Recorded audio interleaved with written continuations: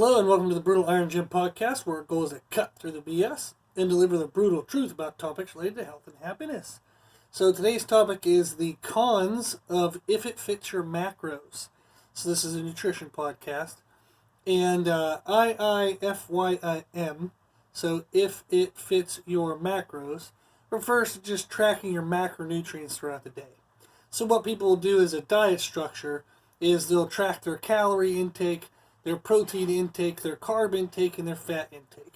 Sometimes we'll track extra stuff, but that's pretty much what most people do. And that is one style of dieting that has goods and bads. So we're going to talk about I'll talk a little bit on the pros of it, even though I'm not a fan of this style of dieting. I'll talk about the good side, and I'll even give you advice on how to make this work. So if you were going to do it, how do you do it and have it be somewhat successful? So we'll go through that.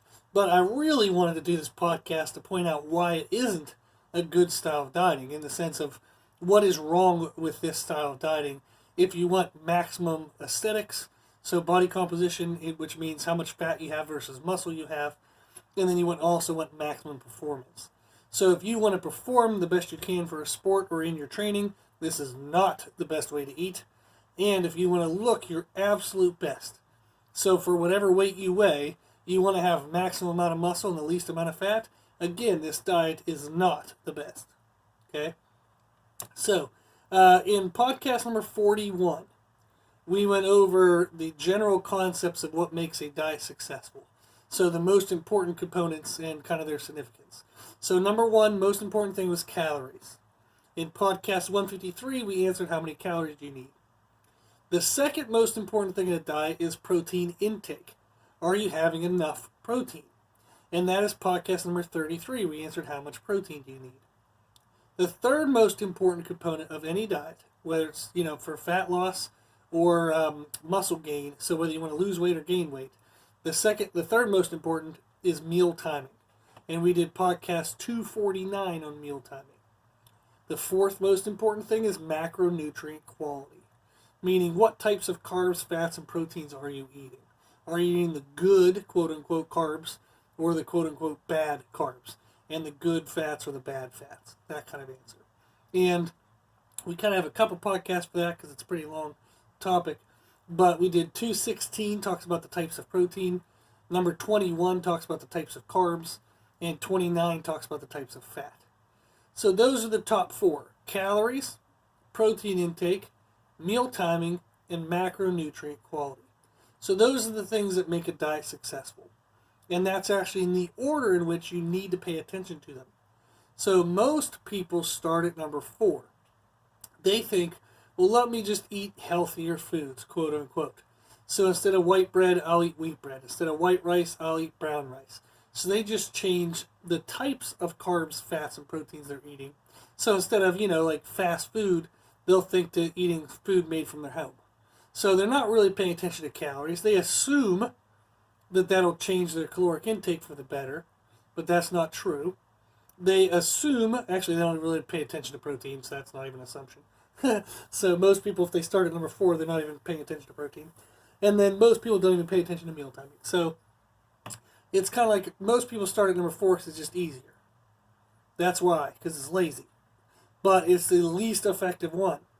So calories is the most effective. Even if you eat ice cream all damn day, if you eat fewer calories worth of ice cream than the food you're eating now, you will lose weight. Doesn't mean you'll lose fat and maximize muscle. I'm not talking about body composition. I'm talking about weight loss. So the number you see on a scale will go down. Okay? So the second most important thing is protein intake. Meaning, I can be eating quote-unquote healthy foods. I can be eating quote-unquote the right amount of my foods. But if I don't have any protein in my diet, my body's going to be kind of soft and pudgy, and I'm not going to feel very good throughout the day. I'm going to have like big spikes and drops in energy and just not feel well. So that's an issue that a lot of people come into, especially vegans and vegetarians. The third most important thing is meal timing, meaning when am I eating compared to my activity levels. That is a huge component in response to how you feel while you're dieting. So that's a big, big thing. And then, like we said, the fourth one, where most people start, is macronutrient quality. So you can look through those past podcasts to learn more about the basics we're going to build on. Okay? So we're going to take that information and kind of grow from it. So if it fits your macros, what they're referring to as macros, macronutrients, means they're tracking your calories, protein, carbs, and fats. So they're going to say, okay, for this day I get to have 2,000 calories. I have to have, say, 200 grams of protein. I have to have this many grams of carbs and this many grams of fat. Okay?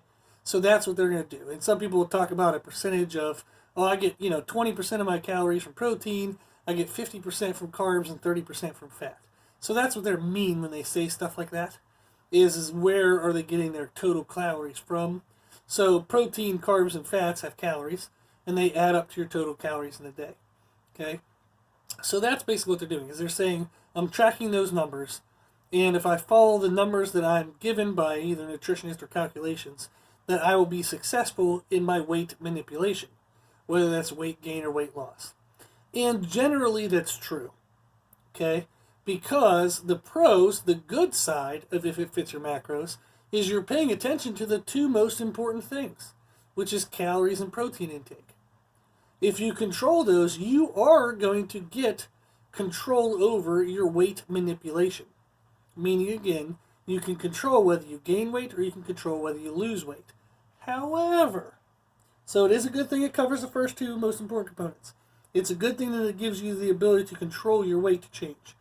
But the negative is it doesn't control body composition. Meaning, do I have as much muscle as I could possibly have versus how much fat I have at a weight that I want to have. The other cons is that since it doesn't pay attention to meal timing, meaning when you eat your calories versus when you lose your calories, you're going to have issues with cravings, inconsistent energy. You're just going to feel kind of like shit at different times of the day, and you won't understand why. And the reason why is because even if you're controlling your calories, but you're doing it at a day-to-day basis, meaning, okay, in all of today, I get this many calories. Well, we don't use all of our calories at one localized time of the day. We use them every single minute throughout the day. So if I'm walking to, my car, I'm using more calories at that moment than when I sit in my car and drive. So I have a different level of caloric intake. Then I get out of my car, maybe I have to walk up a couple flight of stairs, to my office. Well, you're going to burn a lot of calories while you're walking up the stairs, then you're going to sit in your office and do jack shit in terms of physical activity, so you're not going to burn a lot of calories. So you're always having fluctuating caloric needs. But if you don't pay attention to when you eat according to your needs, at sometimes you will have like kind of an empty gas tank. You won't have enough nutrients in you for the activity you're trying to do. So you're not going to feel very good. You're going to have low energy. You're not going to really kind of enjoy the performance at the moment. So you might not even perform very well. You're just not going to want to do it. Okay? And then when you get home at night, your body's going to say, hey, what the hell? You made us do a lot of activity when we didn't have enough fuel in us. Feed us. And then all of a sudden you get these big cravings because the body not only wants the calories it needs, but now it has a desire to overstore calories to protect against the next time you try to run the machine of your body on low fuel. So our body is smart. It adapts. So if you run it on low fuel every day, it's going to say, well, this is pretty damn dumb. You're running us the risk of injury. You're running us the risk of dying. Like we're feeling not well fed. We're feeling not well taken care of. So we're going to tell you to eat more food so we can store body fat. Body fat is stored calories. So your body says, well, if you're not giving me the calories when I need them, I'm going to tell you to overeat so we have body fat, so then I can burn that body fat at any time I want, when I want calories. So that's why you have body fat, is because at certain times of our day we overeat. At certain times of our day we undereat. And in the moments of undereating, your body gets kind of scared. It doesn't like the feeling of running on empty. It doesn't like the feeling of being at risk. So it tells your body to store more body fat so that way it doesn't have to feel at risk ever again. So that's kind of what goes on. So if we don't pay attention to meal timing, you're not going to maximize your body composition. So you can control your weight, but you'll have more fat and less muscle at that weight than if you were to actually pay attention to meal timing. Also, like I said, you're going to have inconsistent energy. You're also going to have inconsistency with cravings. You're going to have inconsistent feelings in your digestive system. So you're not going to feel very good throughout the day. You won't feel super energetic because sometimes you're going to be trying to digest more food than your body wants, but you're also trying to be active at that time maybe, and you're eating the wrong foods for what activity you're trying to do at that time. So there's a lot of negativity when it comes to dieting and not paying attention to meal timing. And if it fits your macros in the purest sense of that diet structure, pays no attention to meal timing. Now, the other thing that we run into is that it doesn't address the quality of nutrients. Now, again, somebody can jump in real quick and they're like, well, I do if it fits your macros and I make sure I eat every 3 or 4 hours. Well, you're adding rules. The basic form of if it fits your macros just controls macronutrients, including calories. So we're going to talk about later on how people make it successful is because they add more rules to it to actually address the things that we're talking about here as the negatives. So if you add any other rule other than I track my calories, protein, carbs, and fats, if you add any other rule, you're no longer actually following the basic form of if it fits your macros. So you've found a successful way to make it work. Congratulations. I'm not saying that's a bad thing, but I'm saying you need to recognize that if you hear someone like myself saying if it fits your macros is not good, and you're like, well, I do this, this, and this, and it's successful. Yeah, but if you add a whole bunch of damn rules to it, then of course you're going to be successful. So we're no longer talking about the same thing. You're talking about the rules that you've added to if it fits your macros versus me just talking about if it fits your macros. Make sense? So, the basic form of if it fits your macros does not address quality of nutrients. They don't really care where you get your carbohydrates. They don't really care where you get your protein. They don't really care where you get your fat. So what I ran into in the past is I'd have people try to do contest diets based on if it fits your macros. And these are people who want to do aesthetic-based contests, meaning they have to look the best they can. So the most amount of muscle with the least amount of fat. Well, there's a lot of detail that goes into food when you're trying to maximize aesthetics. There is digestive times for various foods, okay? So not all foods digest at the same time. So we can do a quick rundown, and some of these times are guesstimations or estimations or blah, blah, blah. So let's just go with the concept of what I'm saying. Is if I have egg whites, which is pure protein, you're taking out the fat since you're not having the yolk. Egg whites can digest in roughly, say, 20 minutes. Now, if you add a whole egg, that might take 40 to 60 minutes because the fat in the yolk kind of slows down the digestion of the protein a little bit. So it might take a little bit longer. Then I could have white fish as my protein source, and that might take 1 to 2 hours to digest. I can have chicken breast, which is a very lean source of chicken. That might take 3 hours to digest. What if I have like chicken thighs, where there's a little bit more fat in there? That might take 4 hours to digest. We have salmon, which is a good healthy fish, but it has fats in it. So that might take 4 or 5 hours to digest. Then what about red meats? Various red meats have various contents of fat. Some red meats can take 6 to 8 hours to digest. Some red meats can take 12 hours to digest. And what we mean by time to digest is how long is that protein source available for us to use. So that's just protein, by the way. And I'm giving you very quick, like kindergarten level of nutrition timing when it comes to that, okay? There's a whole new world in there too. But the same thing applies for fats and same thing with carbs. So not all carbs digest at the same time. So fruits digest differently than your oats. Fruits and oats digest differently than, say, sweet potatoes. So when you're not paying attention to what type of nutrient you're eating, you're not then controlling in any way of the timing of when you eat your food versus when is it available for your body to use. So a good example of this is somebody who eats fat-containing food as their pre-workout meal. So if somebody says, you know what, I'm about to go work out, let me have, let's just say nuts. So they're going to have, say, 2 ounces of cashews, and then they're going to try to work out in 20 minutes. Well, 2 ounces of cashews takes a lot longer than 20 minutes to break down and be usable by your body. So now you're still working out with no energy, but now you just have 2 ounces of cashews flopping around in your belly. So your body didn't break that down, it isn't using that, okay? So it might take 60 minutes or more for the body to really start breaking that down and being able to use it to any degree. So you might eat a fat-containing food 20 minutes before your workout, then wonder why you feel like shit when you work out. Is because you still have no energy because that food you ate isn't broken down yet. It's not available to the body. And now you're trying to work out with a big clump of food in your stomach. So that messes with blood flow issues. So our body sends blood to the thing it deems most important. It doesn't mean that it does all of one thing and none of another thing.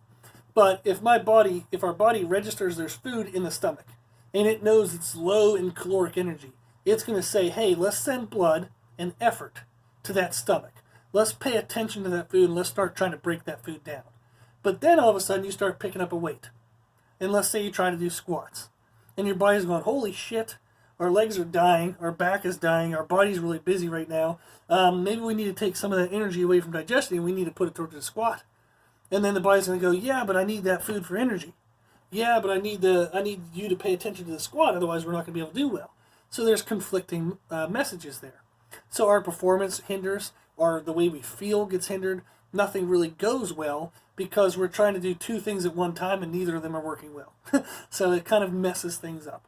So if we don't pay attention to quality of nutrients, we can be eating the quote-unquote good foods, like we're eating the right amount of protein, but we're eating the wrong types at the wrong times. We're not getting the responses that we want. So when you look at the pros, like we said, if it fits your macros, it does address calories and protein. Those are the bare bone basics of what you need to do to manipulate body weight. But calories and protein, paying attention to that, does nothing really to control how you feel while you're dieting.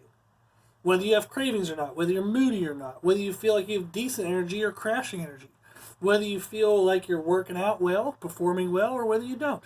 None of that really helps. Okay? So if it fits your macros, does not really pay attention to how you feel during your diet. So somebody can be doing a diet quote unquote right, but they're going to say, man, I just always felt like shit. That diet just didn't work for me. And they're right. That diet didn't work for what they wanted to feel. So you have to add in the components of meal timing and quality of nutrients to make sure you can actually feel good while you're getting the results you want. So if it fits your macros, it gets you results in terms of body weight change. It doesn't maximize body composition, so we have to be aware of that.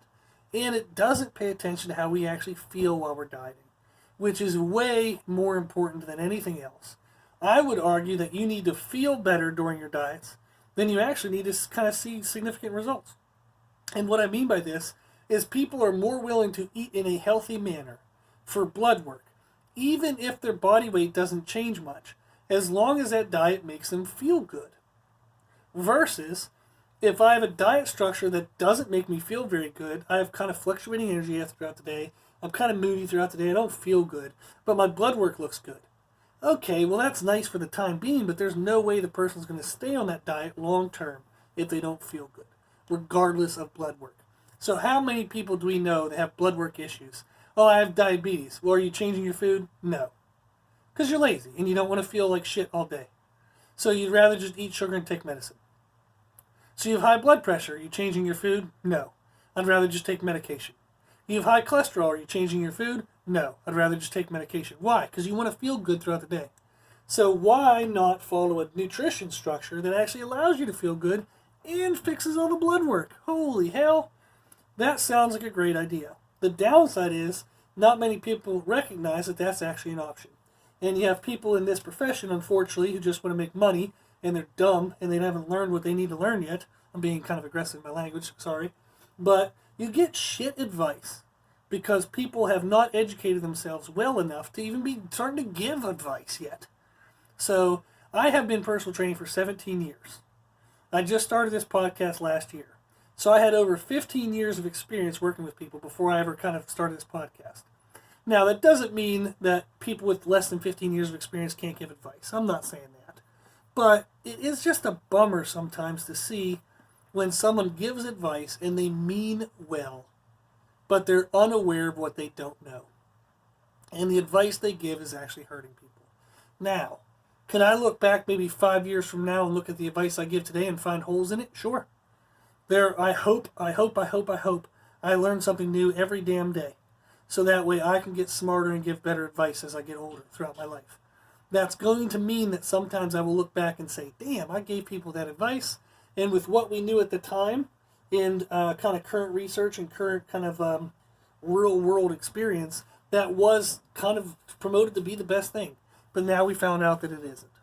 So I'm always trying to stay on the cutting edge of what I can do knowledge-wise. So I always read articles, I always watch videos, I have subscriptions to journal publications. So who the hell pays for that stuff?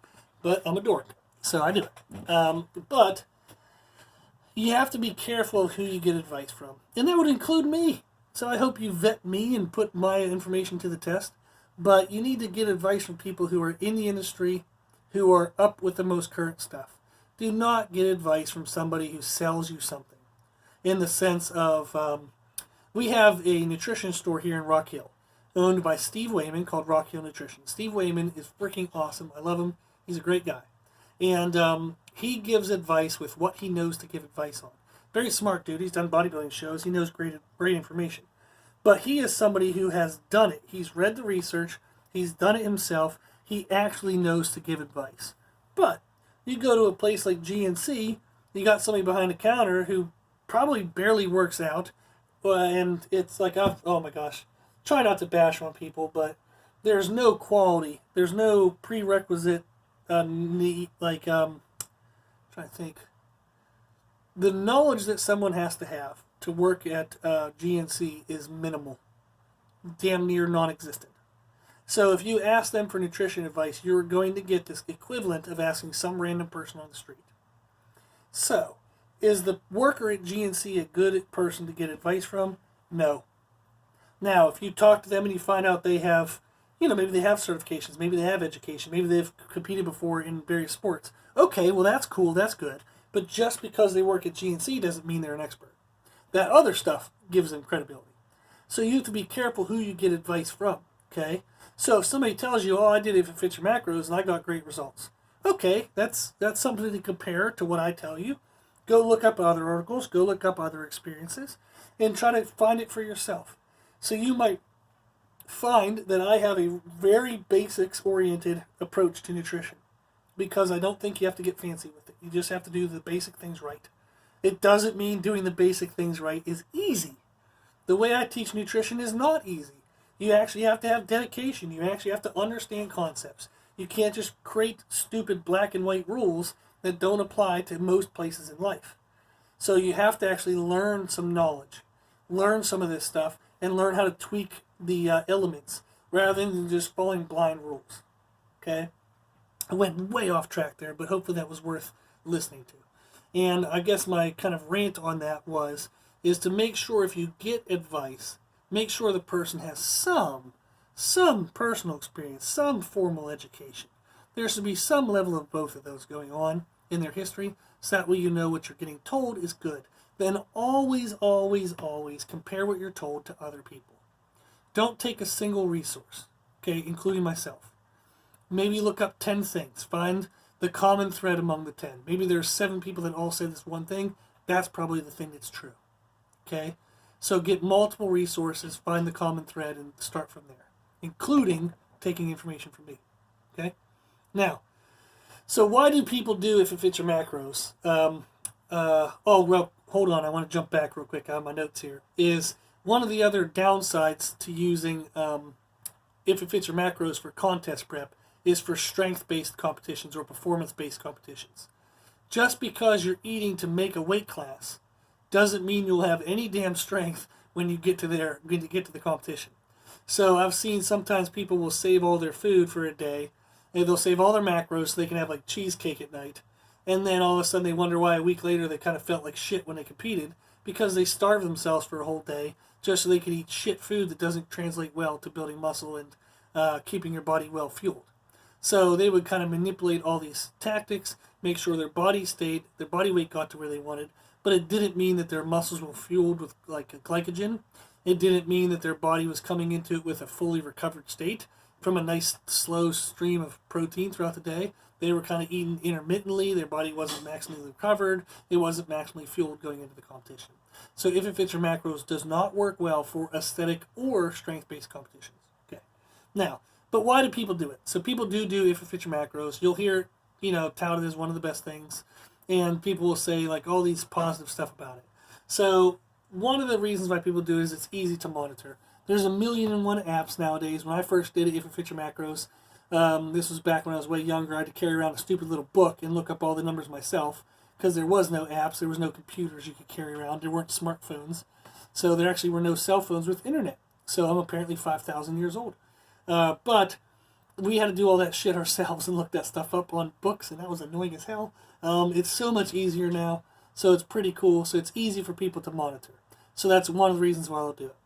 Another reason why they do it is because they don't really have to change any of their bullshit behaviors. So if I want to fit a bottle of wine into my macros, there's a way to do that, which is shit. So because that's not the best way to use your calories. But people will do that.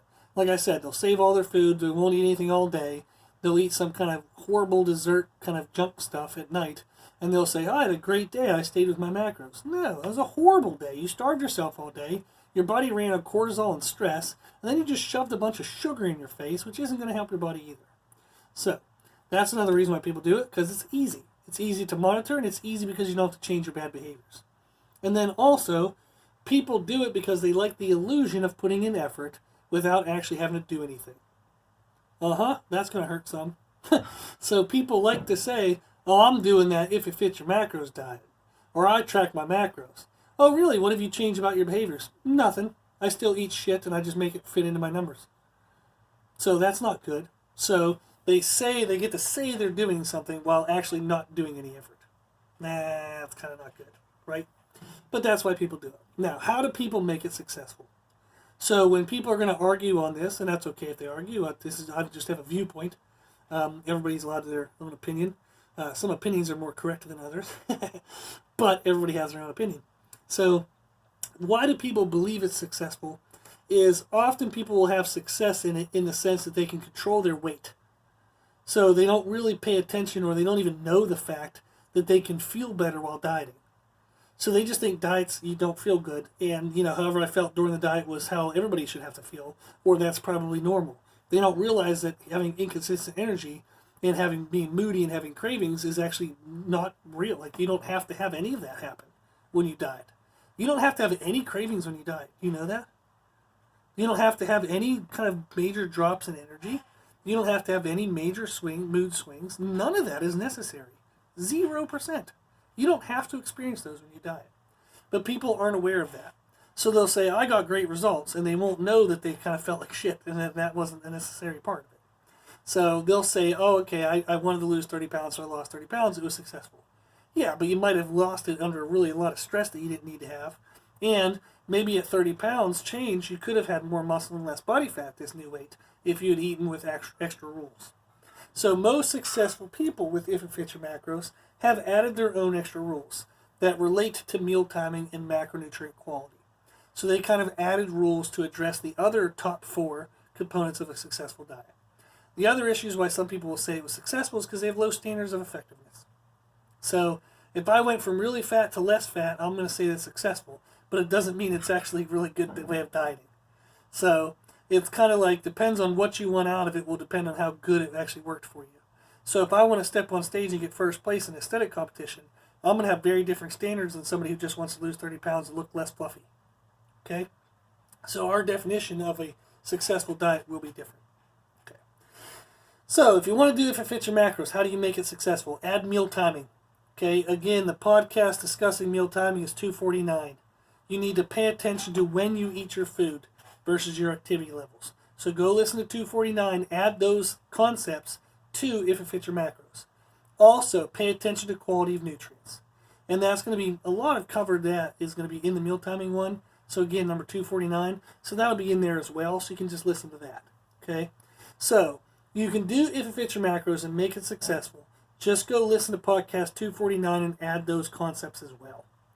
That's how you're going to do If It Fits Your Macros successfully to control cravings and also control your body composition. Cool. Hopefully this was helpful.